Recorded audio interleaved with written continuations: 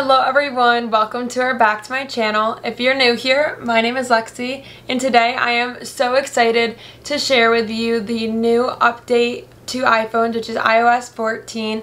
And if you are not aware that they did this, you need to get over and download the software update now, because it is honestly so amazing and allows you to really customize your iPhone to make it however you want and to fit your aesthetic. And it's just really fun to play around with and organize and declutter. So yeah, I'm really excited about it, and I'm really excited to share with you the things I've learned about customization and all these little hidden hacks. So without further ado, let's get right into this iPhone customization video. So also, before I get started with this video, please don't forget to like and subscribe to my channel, because I love to make more friends on YouTube and have a little family on my channel, and it means the world to me when you guys do that. So if you don't mind doing that before I get started and share all these amazing tips with you, please do that now. But let's get into this. So the first thing you have to do for this, again, is download the iOS 14 software update. I've already really decluttered and changed a lot of things on my phone because it was absolutely a mess before I started this. But if you have a ton of stuff on your home screen that you want to get rid of, what you'll need to do is press and hold on the app, and it'll say remove app, which I was afraid to hit at first because I was afraid it was actually going to delete the app off of my phone. But when you hit remove app, it'll give you the option to delete the app or move to app library. So if this is an app that you want but don't want on your home screen, that is where you will hit move to app library. And I'm going to do the same thing with my messages. So as you can see, when you swipe all the way over to the left, you have your app library. And I know some people might not like that because it does change the folders the way you had them organized previously and organizes them the way that Apple would. But you know, it's still really organized and I'm really loving it. But if you are someone that likes your folders, you might not like this as much. But that is just how to originally just declutter and get ready to start adding the fun stuff. So as you can see, I already have some of that going on and I still need to work on it. But I just wanted to get this out to you guys so you could start working on it along with me. And if you guys want another video, once I'm done, I can totally do that or share it to you on social media or something. But what you will need to do next is go to the App Store and download the Widgetsmith app.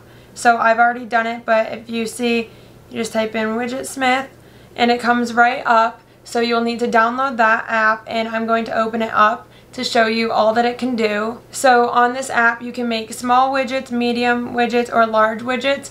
So what I've done so far is I've made a couple of small widgets. So you can click right on small widget and default. And what's also cool about this is you can make some elements of your home screen come up at different times. So if you wanted a picture in the morning and a different picture at night, you can totally do that. Or reminders or different things, you can add those in. So that's super cool. But I added this photo, which is really easy to do, and you can add photos in an album or you can just add one photo. And with this small, that'll make it the size that you can see on my second screen. So I really love that. And then, so going back to the Widgetsmith app, there's all sorts of things that you can do. So you can get the time, the date, like I said, the custom pictures or custom text, calendar, reminders, weather, health and activity, tides, and astronomy. So those are the same categories for small, medium, and large widgets, but they're totally customizable. So going back to one of my larger widgets, like my calendar that I made. So this one, I selected the day and date calendar. And then when you go to font, they have a lot of fonts already, and I've heard that more and more fonts keep coming onto this app. So I can only imagine what they're going to do in the next couple days, weeks, and months. So you can pick from all these fonts, and I like the rounded just because it's more simple and it looks really nice. But I mean, all of them are really nice fonts. Then when you go to tint color, this is just a font color. So they have all of these different colors: white, pink, purple, maroon, even black, gray. So that's really cool that you can do that, but I like to stick with just a white font. And then for the background color, the pale pink goes with my aesthetic of my wallpaper, so that is why I chose that. So once you are done with that, you can head back to your home screen, and to add that, you will need to press and hold on your home screen, hit the little plus button in the corner, and select Widgetsmith at the bottom, which is where you will see the option to add a small, medium, or large widget. So I just made this medium widget, so I will hit add widget. And again, like, I already have it on here, but I'm going to just show you my calendar, which I did name as calendar to keep myself organized.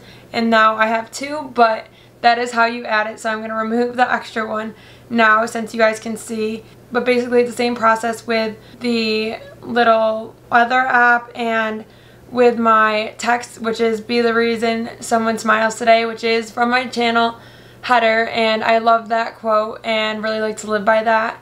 So I wanted that to be on my screen along with my pictures. So with the Widgetsmith app, there's obviously a lot you can do, but everyone will probably have a different thing that they love about it or different things that they add themselves. So create your own aesthetic, make it fun, but I just wanted to share all the things that you could do with that. The next thing that I wanted to talk about are some of the hidden features that you might not have realized come with iOS itself. So the first one I think is really cool is the group text response. So if you go to messages, this is me just texting my friends from home, but you can go to any message that anyone sent and hit reply. So when you do that, you press down on the message you want to reply to, and like my friend said, yes, same, I just do homework every day of my life, lol. So I can be like, yeah, me too.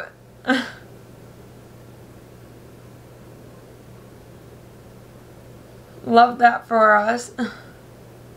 And if I send it, it'll say reply, which I'm not going to do right now because my friends don't know I'm doing this and they'll be like, what?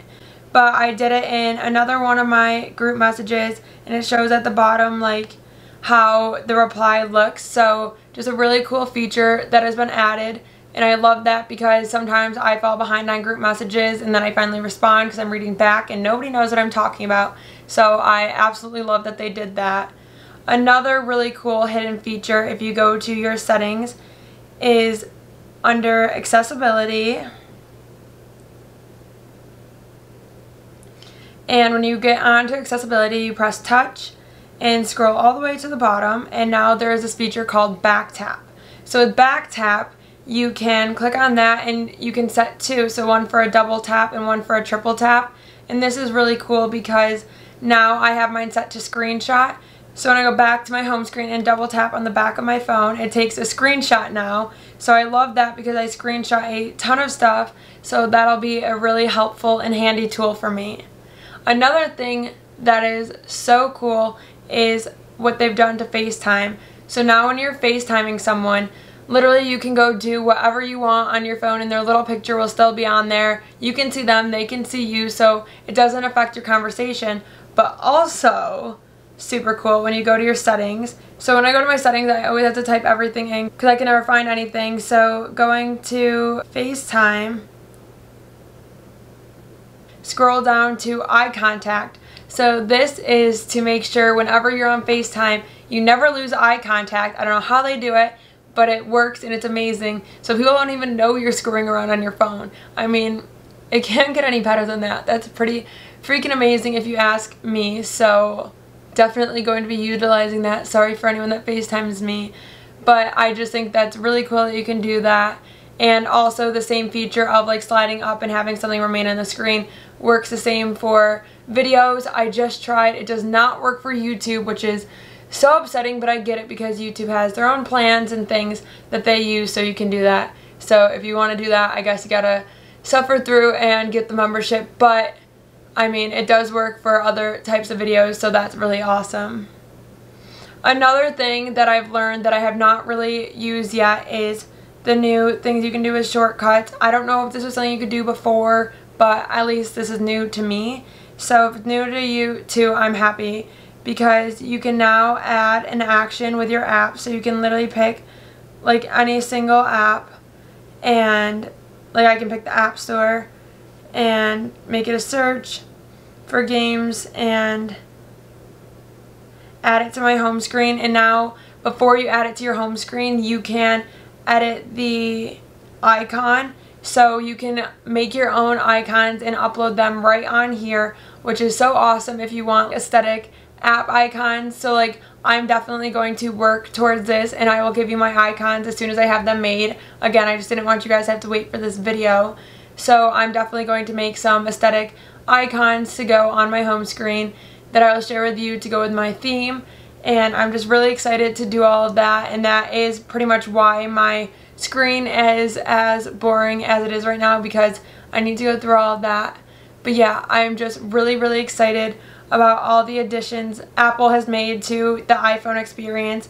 And also when you slide like to the right, all of this can be moved as well, so you can really organize things, like make them higher if you use them more often, and move them to your home screen and all sorts of stuff. So this is literally showing me the battery life of all my devices, which is really cool and I want to do more work with.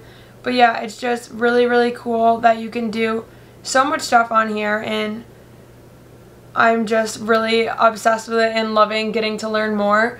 But I just really wanted to get this out to you guys again as soon as possible.